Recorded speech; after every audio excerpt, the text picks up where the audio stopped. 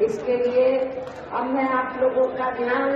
कुछ जरूरी बातों की तरफ दिलाना चाहती हूँ और इस संबंध में विशेष कर मैं कांग्रेस, बीजेपी व इनके अन्य सभी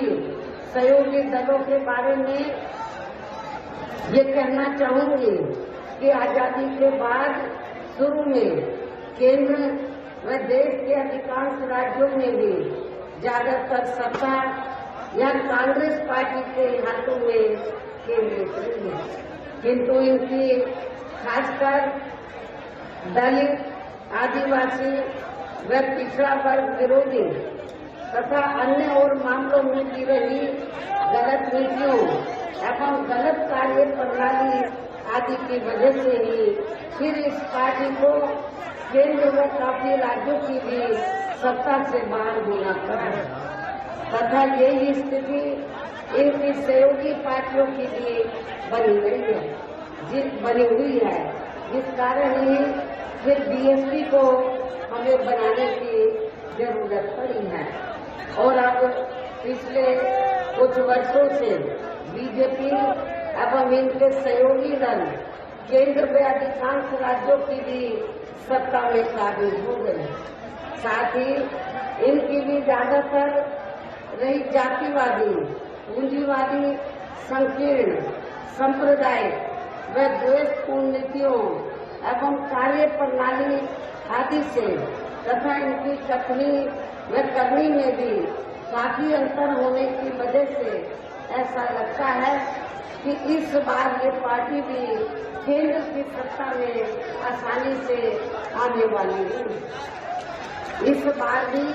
ये Bharatiya Janata party and company के लोग केंद्र की सत्ता में आसानी से आने वाले नहीं है, जैसे यदि ये चुनाव इस बार फ्री एंड फेयर होता है तथा आम चर्चा के मुताबिक वोटिंग मशीनों में भी कोई गड़बड़ी आदि नहीं की जाती है। और वैसे भी इस बार चुनाव में इनकी कोई भी पुरानी व नई चल रही नाटकबाजी, जुमलेबाजी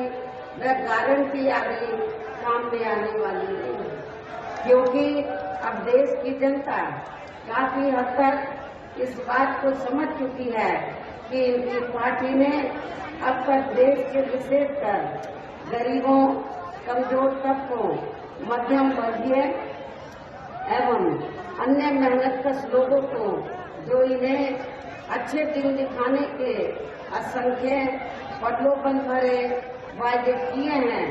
तथा अनेकों हवाई व कागजी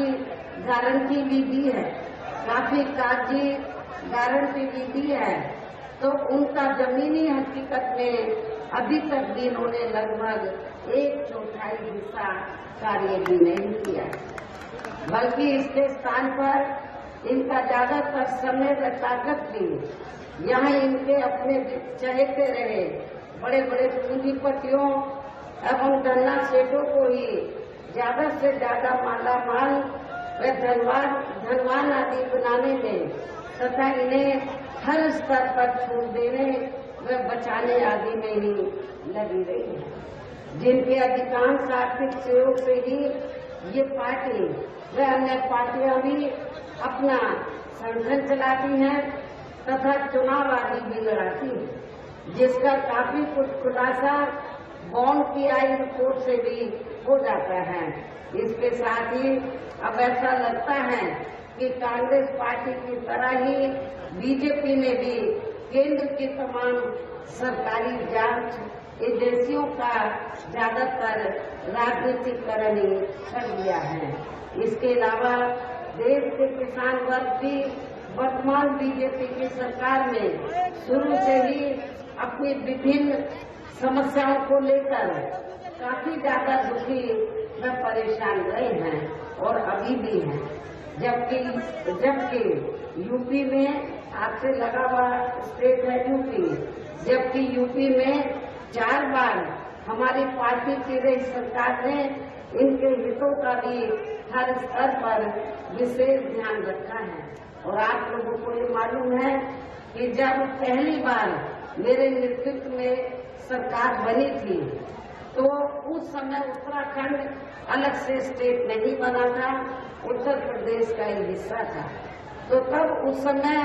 पहली बार मेरे नेतृत्व में बनी सरकार ने तो आपके उत्तराखंड में, यूपी के साथ साथ आपके